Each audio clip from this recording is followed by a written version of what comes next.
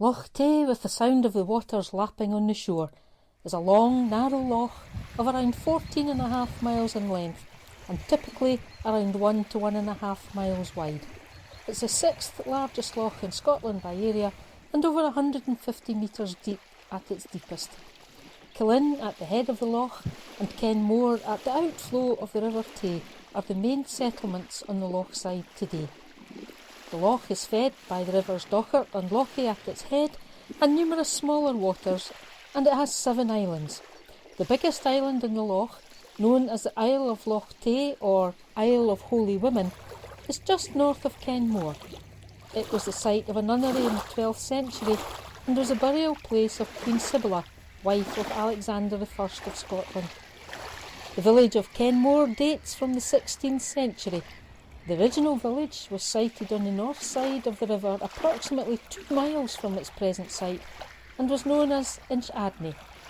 In 1540, Sir Colin Campbell of Glenorchy started the construction of Balloch Castle on the opposite bank of the river, and the entire village was moved to a prominent headland by the shores of Loch Tay, hence the name Kenmore, which translates from Scots Gaelic to big or large head. The village, as it is seen today, is a model village laid out by the 3rd Earl of Breadalbane in 1760. The Kenmore Hotel, commissioned in 1572 by the then Laird Campbell, has its origins in a tavern built around 70 years earlier, offering accommodation and refreshments.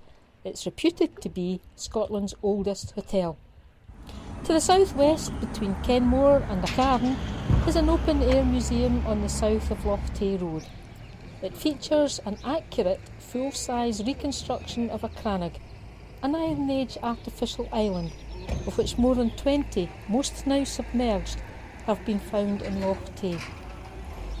Killin, known as a White or Fair Church in Gaelic, is situated practically in the exact centre of Scotland. The history of Killin is ancient, and the area was the front line for many years in the war between the Scots and the Picts. A lot of the names of the people in the district still carry surnames from these distant times. MacNaughton from Nechtan, king of the Picts, MacDermid from Dermid, founder of the Campbells, and legendary killer of Fionn, or Fingal. In fact, legend has it that Fingal's grave is in Killin, and this can be seen on the hillside above the public park.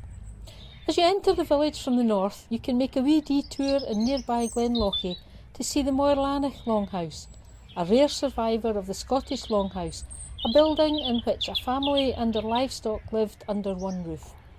It was occupied for generations by the Robertsons, a family of Gaelic-speaking tenant farmers, the last family member leaving in 1968.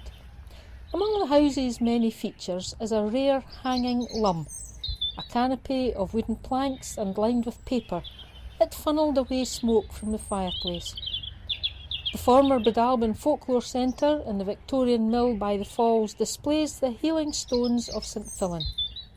In 1767, the minister of Killin, James Stewart, published the first New Testament in Scottish Gaelic.